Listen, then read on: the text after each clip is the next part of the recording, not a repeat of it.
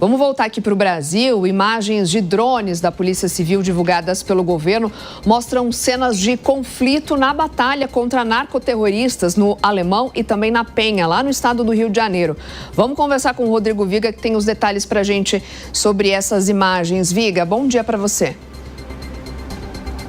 Tudo bem, Soraya? Bom dia para você, para o Nonato mais uma vez, para o nosso ouvinte espectador internauta da Jovem Pan. Já estamos aqui no Centro Integrado de Comando e Controle, que é uma espécie de QG das Forças de Segurança do Rio de Janeiro. Daqui saíram imagens capturadas por drones, mostrando justamente toda a movimentação na Penha e no Alemão, na terça-feira da semana passada, quando aconteceu aquela mega operação que resultou na morte de 121 pessoas. E essas imagens mostram a movimentação dos traficantes ligados ao Comando Vermelho, mostram também emboscadas, armadilhas e o armamento utilizado por esses criminosos.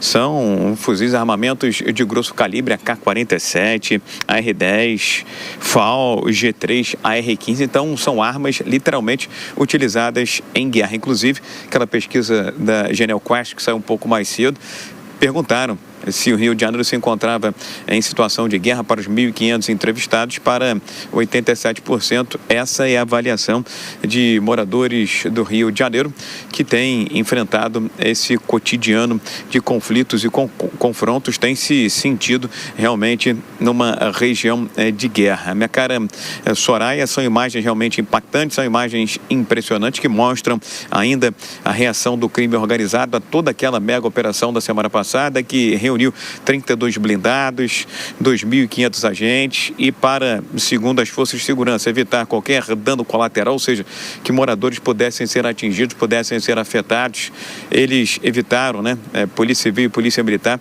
a utilização de aeronaves. Os helicópteros normalmente são muito utilizados nessas operações, mas como de cima, às vezes a visão não é tão ampla, não é tão clara, não é tão transparente, utilizaram aquela estratégia considerada por aqui muito bem sucedida do Muro do BOPE, em que agentes da Polícia Civil e da Polícia Militar empurraram para uma região de mata esses ligados ao crime organizado, e lá se criou um verdadeiro campo de batalha. Lembrando que mais cedo o governo do Rio de Janeiro divulgou que dos 117 acusados de ligação com o Comando Vermelho mortos na operação da semana passada, pelo menos 114, tem uma questão da matemática, 114, 115, na minha conta 114, no governo do estado 115, já foram identificados, mais de 95% comprovadamente tem ligação com o Comando Vermelho. 17, aparentemente, dos mortos não tinham antecedentes criminais, mas em suas redes sociais apresentavam manifestações de apoio, uma espécie de apologia ao tráfico de drogas e também ao crime organizado. E aí, mediante essa mega operação, estão esses institutos de pesquisa tirando a temperatura, medida a temperatura, o pulso da população com relação a essa operação e seus resultados. E aí, vimos no final de semana o Instituto Datafolha trazendo aí uma aprovação alta, a maior desde 2022 do governador Cláudio Castro, e a pesquisa da Quest também empurrou essa aprovação do governador do Rio de Janeiro, do Partido Liberal, para patamares ainda nunca vistos, na casa aí dos mais de 60%. Nós estamos aqui no Centro Integrado de Comando e Controle, aguardando o ministro do Supremo Tribunal Federal, Alexandre de Moraes, que é agora o relator da chamada ADPF das favelas. Aquela decisão que acolheu um pedido feito lá na pandemia pelo PSB, Partido Socialista Brasileiro, um pedido feito pelo PSB e acolhido pelo ministro Luiz Edson Fachin, agora presidente da Corte Brasileira. Fato é que essa DPF das favelas foi flexibilizada nesse ano de 2025. Se prevê também a retomada de territórios em meio a essa flexibilização. O ministro Alexandre de Moraes, na condição de relator da DPF das favelas, tem uma extensa agenda por aqui hoje. Soraya, Nonato, 20 espectadores e internautas da Jovem Pan. Daqui a pouco, aqui no Centro Integrado de Comando e Controle, está no meu auditório. Inclusive, foi um pedido feito aqui pela organização do evento, porque o Alexandre de Moraes vai entrar por trás em seu carro e vai subir direto para o QG aqui do Centro Integrado de Comando e Controle para se reunir com o governador Cláudio Castro e também com a cúpula da segurança.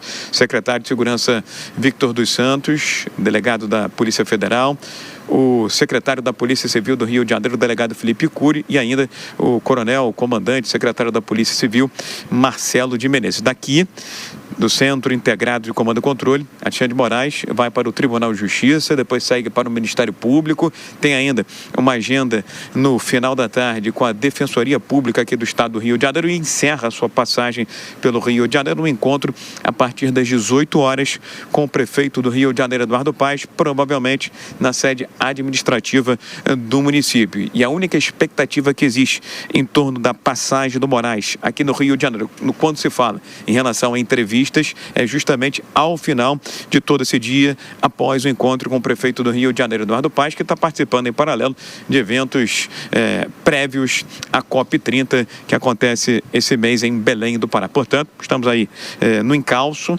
na cola do ministro Moraes, em todas essas agendas nessa segunda-feira, mas em princípio não há perspectiva de que ele possa fazer um pronunciamento entre essas agendas. O próprio Alexandre de Moraes, ministro do Supremo Tribunal Federal, só para fechar, viu, Soraya, Nonato, 20 espectadores internautas da Jovem Pan, está vindo ao Rio de Janeiro para acompanhar de perto os desdobramentos dessa mega operação.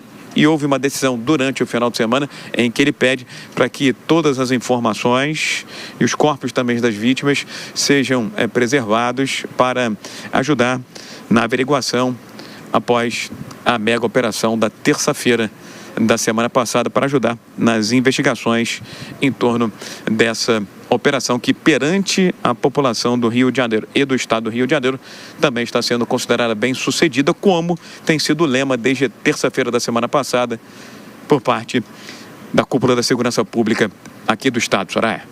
Inclusive, a gente vai trazer mais recortes de levantamentos a respeito da opinião pública sobre essa mega operação e, claro, ficaremos de olho nesses compromissos que acontecem hoje no Rio de Janeiro e a gente vai repercutindo e trazendo todos os destaques aqui durante a nossa programação. Viga, obrigada pelas suas informações, bom trabalho para você por aí.